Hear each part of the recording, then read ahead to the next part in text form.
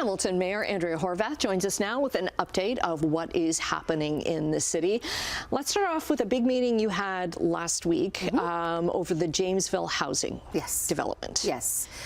We met with CN in City Hall. They brought some folks in from Montreal and some of their experts, and the talks were very productive, and they're ongoing. So it's I've got some hope. Okay, and for people living outside the city and don't know what Jamesville is, it was an area of affordable housing that has been closed down like how many years now?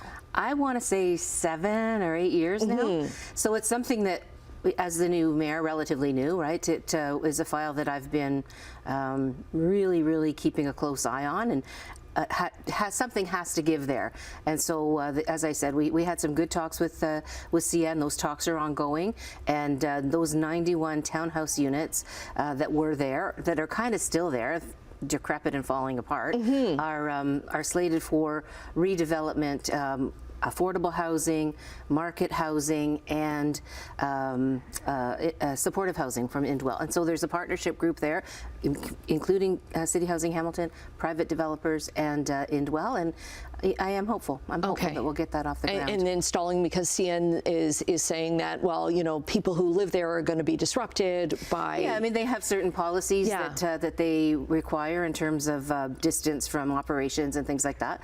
But as I said, if you work hard, you can find a solution. And we did some of that hard work last week. And as I said, it was very productive, and the talks are continuing. If I were to say we're not talking anymore, that would be a worry. Yes, but we are, and so that's good. And this is where kind of your knowledge and your past experience as a provincial party leader, kind of, because you said, you know, I know where to push. Yeah, absolutely. It's, you know, you have to know what it is you're dealing with, so you have to know what the problem is, and then find ways to resolve it. And it takes all parties. It's not something that you can just do on your own. I mean, you have to work with others to get things done, and that's certainly what those talks were about. And as I said, I'm pretty hopeful. Okay, still with affordable housing, let's go now out east to Stony Creek and the parking lot. So that area will be redeveloped.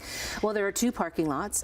In fact, many folks don't know this, but the one parking lot was designated back in, I think, 2018 for affordable housing and designated surplus by the city. So we really didn't make a change that way, but there's another lot that we also are going to be treating the same way. It's surplus to the city's needs, and so it's also going to be affordable housing. Now, is that the entire parking lot, or is it, because I remember seeing a while back... There's a huge parking lot back behind that area. No, these are just 2 particular places that face onto Lake Avenue. Okay. And yeah, I mean, and a big part of what we're going to do there is make sure that we're working closely with the community, with the BIA, with the Veterans Hall there, with the community over you know, over the process. And whoever, we don't have somebody in line already. We have a process for determining who might be the not-for-profit that's going to be building in those lots. And so we want to engage the not-for-profit, we want to engage the community, the BIA, the veterans. It's important. It's a big change in the community, and it's going to be important to do that. Okay, big change coming down the line. Of course, a future LRT line. There, the transit union and labor advocates are asking you to asking the city to reverse the decision about having it run as a privately or a private company, be the drivers, be the operators. Well, so I really believe that we don't have the capacity. That's what our staff told us, that we don't have the capacity or the ability or the knowledge or the know-how to operate an LRT. And so the most risk-averse thing to do, I mean, the thing that is going to, I believe, guarantee that we have a successful LRT off the hop is have somebody who knows what they're doing for the first couple of years and then transition to in-house with the HSR.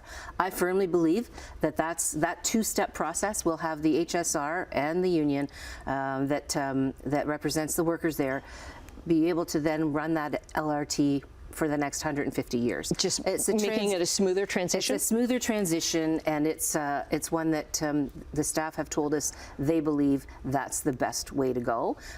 because they don't have the capacity to, at the same time, run something that they have never done before, at the same time integrate our existing bus system into that system. So, I mean, I get it. People think it's a black and white situation. It's not.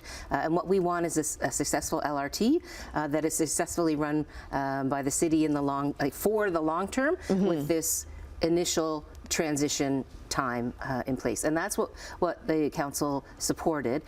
Within the first 5 years, we'll be starting the process of transitioning. Now, it's not our decision to make, frankly. This is a Metrolinx's. Yes, this is a recommendation to Metrolinx, and so they will decide how the LRT is going to be operated.